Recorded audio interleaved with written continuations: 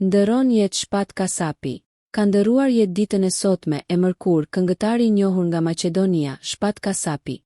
Ai vdiq në moshën 40 vjeçare, siç u raportua nga mediat pas një sulmi në zemër. Artisti njihet për karrierën e gjatë të ndërtuar me përplot hite e pjesëmarrje nëpër festivale të ndryshme. Jeta dhe veprimtaria e Kasapit. Shpat Kasapi ka lindur më 1 maj 1985 në Tetov.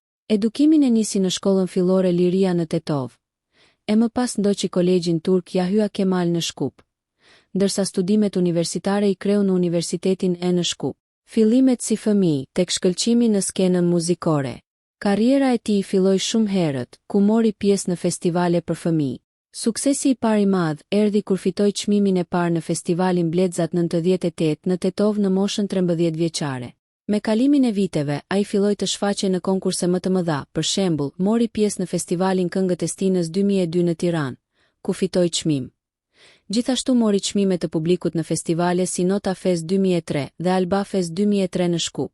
Kasapi u bë një prej emrave më të njohur në skenën shqiptare, për kombinimin e stilit modern me elemente që i pëlqenin publikut.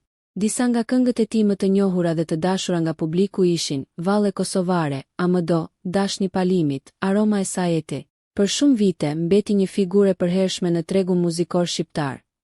Jo vetëm në Maqedoni e Kosovë, por edhe më gjerë. Jeta private dhe sfidat personale. Shpat kishte përjetuar humbjen e babait që kur ishte vetëm 13 vjeç. Në një intervistë, ai foli për momentet e vështira dhe depresionin që e preku pas humbjes dhe tha se muzika ishte ajo që i dha forcë për të vazhduar.